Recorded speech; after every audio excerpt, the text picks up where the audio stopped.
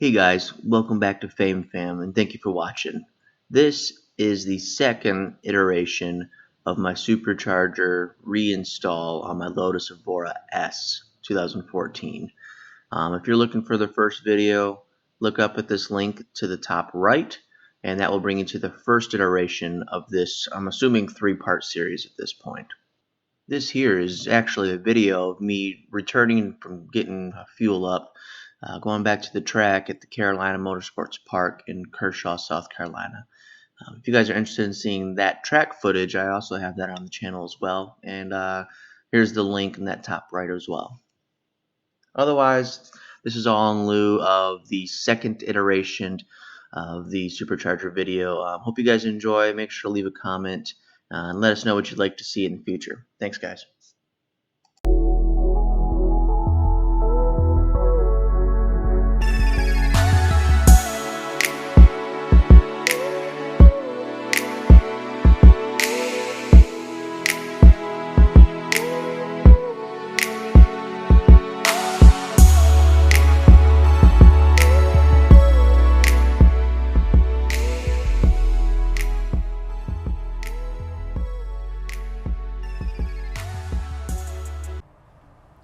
Okay, another day. Today is the day we're gonna start the car. Let's go over what we got done. Supercharger's been redone by Joker Motorsports or Joker's Performance in Indianapolis. Had the bearings done in it. I bought a pulley wheel from. We went from the stock 70 millimeter to the 66 millimeter. Which is their lowest grade entry level change. It doesn't need an ECU tuning to it, but we're going to get it tuned anyways, just because I have a new intake and a straight exhaust, so it will pinch every bit of goodness out of it that we can. We got that from monkeywrenchracing.com. Those folks up in Michigan treated me pretty well. They got the best prices for aftermarket and OEM parts for the Lotus Evora. I don't know about any of the other Lotus models, obviously, but I got spark plugs from them, I got a belt from them, and I got that pulley wheel from them, as well as a pulley snout. Great prices, fair prices, great guys. So we got that back in the car, fuel injector rails on, fuel injector plugs back in. We got all of our mounts and stays and braces from the intake. So we are ready to do the rest of the intake. And then we are going to put the relay back in it, the battery back in it. We're going to check and make sure there's no fuel leaks, to make sure everything's buttoned up and there's no vacuum hoses left untouched. We will turn it to the on position and wait for the fuel pump to get to pressure. And then we will look for any kind of gas leaks or any kind of gas lines or anything that's having issues there, and then we will start it. So if this has made it to YouTube, the car did not blow up, because if it blows up, I'm not posting this. Okay, so according to this diagram, I don't know if you guys can even see it that close, but let's see if I can. There we go. How's that? It's kind of hard to see. And again, I'll have this stuff linked in the bio for you to find, but this is the pattern that we're tightening. So 1, 2, 3, 4 is the far side. You can't really see it. The bolt, not the nut. 4, and then it looks like 5, 6, 7, 8, 9, and then 10. So 10 is the bolt that I have to do very last, which is the backside metal bolt or nut. So this is the front of the engine. That's obviously where the Supercharger snout is. If you did this the opposite way, like this is the front engine, I don't think that would be that big of a difference. It's just like you would tighten a lug pattern on a vehicle. You wanted to go opposite ways so they tighten down evenly. So let's get started on that. Okay, so these two inner are tightened down to 20 Newton meters. The outside, everything else, these two that are here, the nuts, are 20. Everything else is 25. And 25 Newton meters, we decided, is, let's see, 20 Newton meters is 18 foot-pounds torque. Okay, just to be clear on that, simple Google search, 20 Newton meters is 14.75 foot-pounds, and 25 Newton meters is 18.43 foot-pounds. And again, the only ones that are going to 20 Newton meters are those inner nuts, which happen to be 9 and 10. Everything else is going to be your 25 Newton meters or 18, let's say 18 and a half foot-pounds torque. My word of advice here, take your time, go slow. Like I said, I was in no giant rush. It's kind of the middle of winter here, although it is nice to drive. I wanted to do it right the first time, and this is not something I wanted to, for lack of words, blow up. I really did not want to create any more issue than it already happened. But just go slow, take your time, follow your directions. It really helps to have a second hand. Getting in and out of the trunk is very tedious and annoying.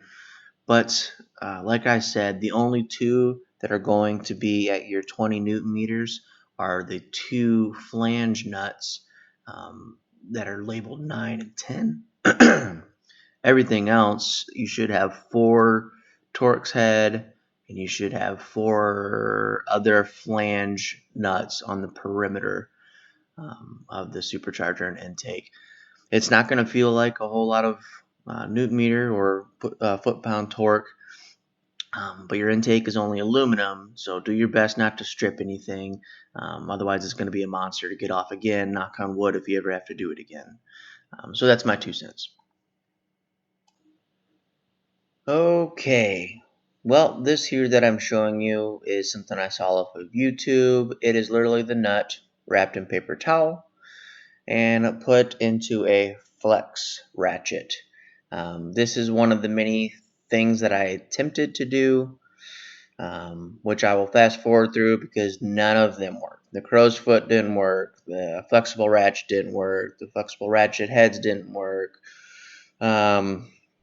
I'll show you eventually here at the end of this, but I wanted to put in this clip here of the FedEx guy dropping off a package that actually gave me some really good insight on how to get the bolt on, which ultimately his advice happened to be the best. I will explain that in the following video here to come, but I want to let you guys know this one bolt took every bit of 45 minutes to about an hour and 15 minutes to put on. That single bolt, which that bolt I believe is number 9, or excuse me, nut, flange nut number 9.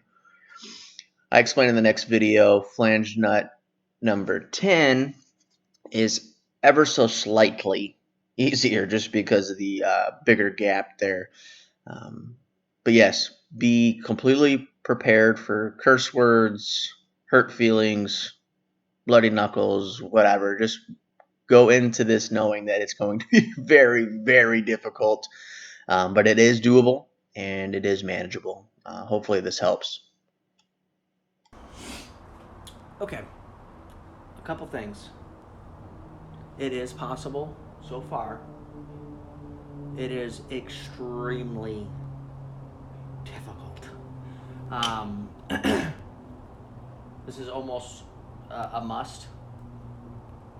I wouldn't have done any of this without a magnet light.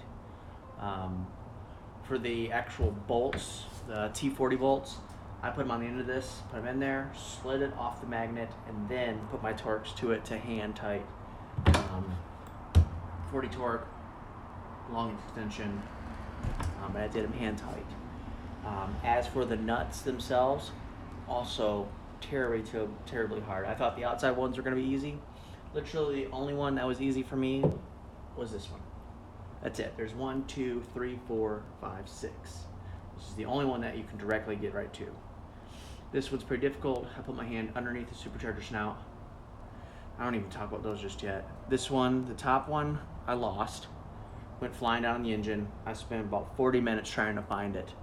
I had my little camera light. I ran my camera down there, and then I was able to see it. So I took, again, my magnet grabber, and I basically just shoved it in there until I Could see it again and grabbed it, and had my whole head in the engine bay with that little camera. And then did that. Same thing with this one over here. I did not lose it, but it is just terribly, terribly difficult to get to and thread with two hands. You have to have some pretty fantastic dexterity with one hand. I couldn't even dream about having to do that with gloves. I've been doing this barehanded by feel. Also, let's talk about these middle ones. Super duper hard. Both of them are very, very difficult to thread. This one seemed easier to thread, obviously because you don't have as much of a, I guess you have a smaller gap here, or a bigger gap here than this one here. Almost damn near impossible. I tried everything. I tried putting paper towel around the nut and put it in this, which is a flex head. I tried putting, well, I'm not going to take it out, but it's still stuck on the bolt. Tried putting paper towel around that flex socket, put it on there, and I couldn't do the dexterity of that. Funny enough, the FedEx guy came by and he was like, you should try this. So he said to either do like glue or super glue and get your finger tacky and then touch the bolt to do that. Well, he gave me some like sticky paper. Same thing, I got my fingers real sticky with that, real sticky on the bolt, made sure there was no grease on it or anything like that, dirt. And I basically got my finger real sticky, and I stuck the bolt to my finger, or stuck the, I guess like this washer almost. I got it stuck to my finger enough to be able to put it on, not my thumb, but my forefinger, to be able to get it on. I mean, it's so tight, I wasn't even able to like get two fingers in there to spin while the other one's on top. I mean, it was super duper difficult, but they are on. Currently, I'll show you the setup that I have now. We obviously have to torque down in a pattern, but that, I'm gonna get my light on it. We have an extension, 3/8 extension, and I have a swivel extension, and then I can't even get the camera in there, but the swivel socket is on the actual nut. So I'm just gonna leave that on there until I need to actually tighten that part down with the Torx wrench. So that's what we got going on so far.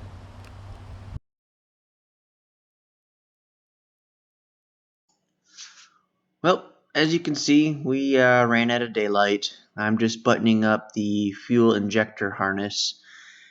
Lotus did a pretty good job, or I should say Toyota did a pretty good job at space saving, so it's pretty difficult to mess this part up. If you took it apart, just put it back together the exact way you did.